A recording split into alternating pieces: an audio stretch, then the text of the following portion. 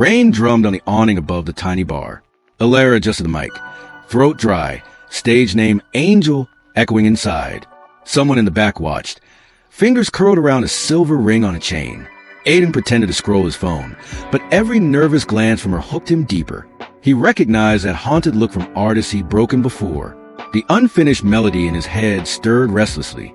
Mrs. Ruiz whispered, "Ready, Angel?" and squeezed Elara's shaking hand. The locket at Elara's neck felt heavier than ever. She wondered if singing her mother's song tonight was a mistake. Elara closed her eyes and opened her mouth. A raw, aching note rose, filling the bar with something fragile and fierce. Aiden forgot to breathe as the room seemed to lean toward her. Her voice carried longing and a history she never told. On the chorus, she slipped in a half-remembered lullaby. Aiden's head snapped up, recognizing the melody he'd abandoned years ago. His fingers tightened around the ring as guilt flared. That lullaby had once been a secret project with a woman he betrayed. Now it lived inside the stranger's voice. Elara finished on a trembling whisper, afraid to open her eyes. Silence hit first, then a burst of applause that almost hurt. One pair of claps stayed slow and measured, drawing her attention uneasily. Aiden stood, eyes burning with something between awe and regret. He moved toward the stage like pulled by an invisible thread. Elara suddenly felt that everything might change, for better or worse. Backstage smelled of dust and spilled beer. Elara dabbed her eyes, furious at the tears. A knock sounded on the door, hesitant yet insistent. "Angel, it's Mrs. Ruiz," came the older woman's voice. Another, deeper voice added, "And someone who needs to talk to you." Elara's pulse kicked, uncertain whether to answer. She opened the door a crack. Aiden stood there, rain-speckled, ring chain glinting against his throat. His gaze held a quiet urgency she didn't understand. "That song," he said softly. "Where did you learn that lullaby?" Elara's hand flew to her locket protectively. "Why? Did it bother you?" she countered, defensive. He almost confessed everything right then. Instead, he forced a smile that felt crooked. "It moved me. I'm Aiden. I produce music professionally." Mrs. Ruiz brightened, recognizing his name from the charts. "Elara Media. This man's songs play all over the world." Elara's stomach twisted. The music world had already wrecked her family once. "I'm not looking for some overnight miracle," Elara muttered. Aiden replied, "Good. I'm not offering one night. I'm offering work." Still, his voice lingered strangely on one night, making her wary. He pulled a card from his wallet, then hesitated. The Blackstar Records logo gleamed in the corner like an accusation. He covered it with his thumb before handing it over. Elara's breath hitched when she saw the faint logo edge. Blackstar was a label that had destroyed her mother's career. She slipped the card into her pocket without comment, eyes clouded. "Think about a late session," Aiden said. "No pressure, no promises." Mrs. Ruiz nudged her gently. "At least listen, Angel." Elara answered only with a tight nod, unsettled. Outside, rain had turned the streetlights into blurry halos. Aiden watched Elara leave through the fog window. His ring tapped nervously against the glass, echoing his moral conflict. Jonah called as Aiden walked to his car. "Vanessa says Blackstar wants a fresh female voice, man. Any luck?" Aiden stared toward the bar door, torn. "I might have found someone," he admitted quietly. "But this one comes with history." He didn't say whose history he meant. In her tiny apartment, Elara laid Aiden's card beside the locket. The old newspaper clipping inside the locket peeked out. Her mother's disgraced face stared up from faded ink. She remembered whispering promises at that photo. "I'll sing what they tried to erase, Mama." Now, a man from the same world wanted her voice. She opened her laptop and searched Aiden's name. Endless hits, platinum records, but one buried article caught her eye. Unknown ghostwriter linked to Glass Angel scandal flickered on the screen. She clicked, heart pounding. The article hinted at a young producer hiding behind pseudonyms at Blackstar.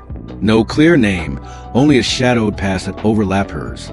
Elara traced a final line. "Some debts don't vanish, they echo." Her mother had said the same words once. Tearfully, she closed the laptop, more confused than before. At home, Aiden sat at his piano, lights off. His fingers drifted to the familiar unfinished lullaby. He stopped halfway, unable to play the notes he'd stolen.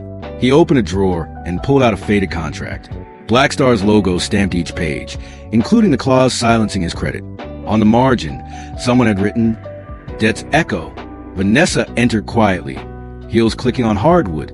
"You miss that world," she said, noticing the contract. He replied, "I miss fixing what I ruined." She wrapped her arms around his shoulders, professional warmth mixing with habit. "We can't change the past, only spin it," she murmured. Aiden realized how little he'd told her about certain songs. "Blackstar wants your answer tomorrow," Vanessa reminded him. "They want that new voice under their banner, exclusively." She kissed his cheek, unaware of the storm inside him. Elara dreamed of the studio bathed in soft light. Each note she sang turned into shards of glass midair. Aiden reached toward her, hands bleeding but never quite touching. She woke before dawn, heartbeat racing. Her phone glowed with a new message from an unknown number. "Studio tonight? After hours. No contracts. Just music. Aiden." She stared at the text, thumb hovering. One night in the studio had once destroyed another woman's life. Still, something in his careful wording pulled her. Elara slipped on her mother's locket and whispered a promise. "I go as angel, not as prey." Then she typed, "I'll come, one session." The studio smelled of coffee and old vinyl. Soft amber lights made it feel smaller, more intimate than glamorous. Aiden greeted her, without crossing the invisible line between them. "First rule," he said, voice steady, "you leave with everything you sing." Her eyebrows lifted skeptically. "Everything? Tracks, files, and your name," he replied, surprising her. He gestured the mic. "Open up when you're ready." She smiled faintly. "Open my mouth, right?"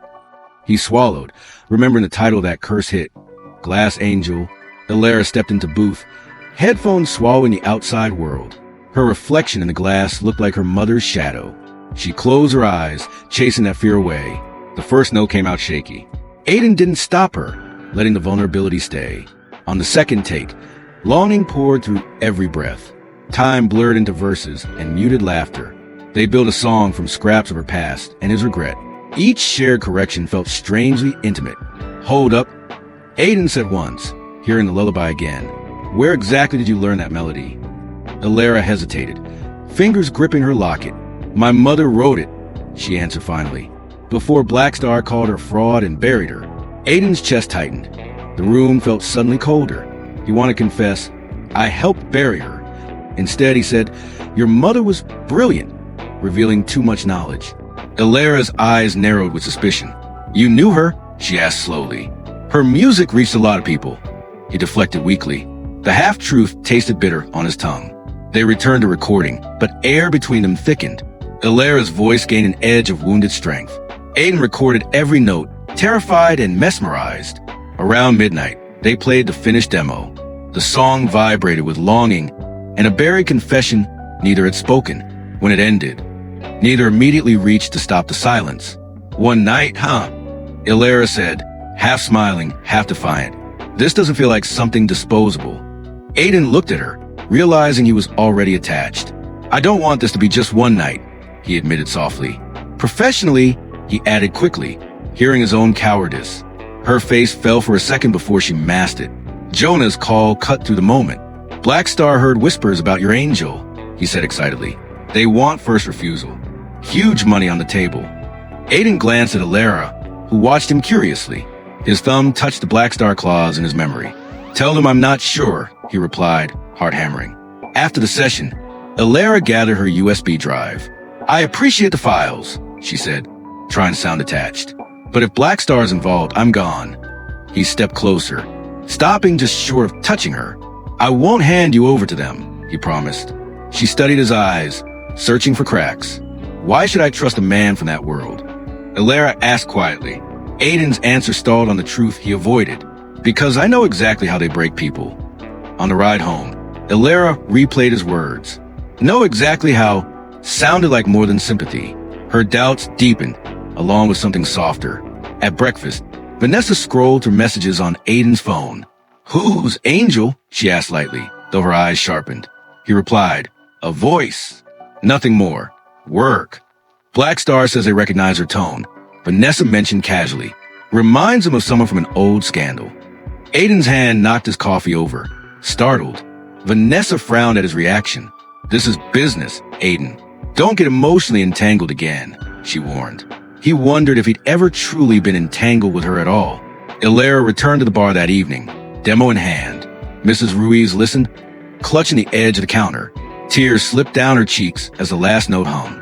"This is your story, Angel," Mrs. Ruiz whispered. "But that man carries a shadow in his eyes." Elara nodded, already sensing the same. Leo from Blackstar appeared at the bar unexpectedly. He slid onto a stool, recognizing Elara from whispered studio rumors. "Nice track you've got," he said smoothly. He laid a glossy contract on the bar. "No need for middlemen. Come straight to the top." Blackstar's emblem stared up like a familiar threat. Elara's fingers hovered over the pages. Heartbeat loud. Clause after clause mirrored the old article's warnings. One line demanded exclusive rights to Angel, not Elara. "Why only my stage name?" she asked coolly. Leo smiled. "Because Angel sells better than Mendez." Her mother's last name burned in her throat. "I'll think about it," she said, folding the contract. Leo's grin didn't reach his calculating eyes. He left, promising this offer wouldn't stay forever. Aiden arrived at the bar just as Leo left. He recognized the Blackstar folder in Elara's hands instantly. His stomach dropped with dread. "You sent them?" Elara demanded sharply. Was this whole no contracts thing just bait? Her disappointment stung more than her suspicion. "I didn't," Aiden protested. "They watch everything I touch." He gestured helplessly toward the folder. "That offer is a trap, not a gift." "Funny, my mother said the same once," Elara replied. She laid the locket on the table between them, about Blackstar, and about a nameless producer. Aiden's eyes fixed on the locket. He knew what article lay folded inside before she opened it. Her mother's ruined face glared up accusingly. Elara pointed to the anonymous initials beneath the headline. "These match your early producer credits," she said, voice trembling. "I checked. Different name, same fingerprints." He felt the room tilt. "Yes," he whispered. "I was there when they broke her." Silence pierced deeper than any accusation. "You wrote the track that replaced her voice," Elara said, then stayed quiet while they called her fake. Each word carved away trust. "I was young, terrified, and paid disappear," he confessed. "I hated myself for it, still do." Her eyes shimmered with a mix of hurt and recognition. "So this whole time you knew who I was?" she asked. He shook his head quickly. "Not at first. Only the lullaby." His explanation fell apart under her gaze. Elara pushed back her chair, standing abruptly. "Some debts don't vanish, they echo," she said coldly. "You're the echo, Aiden." She left the Blackstar contract on the table, unopened again. The locket swung against her chest like a warning bell. Aiden watched her walk away, near loss burning in his chest. Jonah found Aiden alone at the bar later. "This is crazy right now," Jonah muttered, taking in his friend's expression. "You finally care and it's the wrong person." "It's the only person that makes sense," Aiden replied hoarsely. "She deserved the truth, and a choice not poisoned by me." He fingered the ring chain, feeling its weight anew. Elara spent the night on the floor of her apartment. The contract and the USB lay between her and the door. She stared at both, sleepless, unable to choose. By morning, a decision crystallized. She slipped the USB into her pocket, leaving the contract untouched. Her path would not begin with Blackstar again. At Blackstar's gleaming office, Aiden faced Leo and Vanessa together. "I'm walking away from the deal," he announced. Vanessa's composure cracked for the first time. "You're throwing away everything we built," she said quietly. He replied, "What we built sits on someone else's broken foundation." Leo's amused mask slipped into annoyance. Leo threatened blacklisting and buried tracks. Aiden calmly placed the folder on the table. Inside lay copies of old emails proving the manufacture scandal. "Release her mother's name, clear the record," Aiden demanded, "or these go public with timelines and signatures." For once, Leo looked genuinely unsettled. Vanessa stared at Aiden, realizing how little of him she'd known. "Is this about that singer?" she asked softly. He answered, "It's about finally paying a debt." News quietly updated across music blogs that afternoon. An old scandal reframed. Singer exonerated. Label practices questioned. Elara saw it pop up on her phone, stunned. The article used the same line. "Some debts don't vanish, they echo." Attached was a leaked demo of the original lullaby. Her mother's unaltered voice floated through Elara's tiny kitchen. Tears blurred the screen as Elara clutched her locket. The paper clipping inside suddenly felt lighter. Her mother's shame was no longer the final word. A message arrived from an unknown address. No contracts. No labels. Just an apology and a studio if wanted. Aiden. She stared at it, heart torn between wounds and possibility. Weeks later, Elara walked into a different studio. No logos, just bare walls and piano. Aiden waited. Ring chain still around his neck, not her finger. I didn't come for romance, she said immediately. I came to see if healing is possible through music. Relief and longing wore in his eyes. He opened the piano lid, revealing sheet music. The lullaby, finally finished, credited Mendez boldly at the top. I thought it belonged to your family, he explained. Elara placed a locket on the piano. I'm keeping my name this time, she said, voice steady. Angel sings, but Elara owns the story. They began to play, notes weaving apology and new beginnings. The phrase, open your mouth, Angel returned, now meaning courage, not consumption. The night stretched ahead, no longer just one, but a future uncertain and open.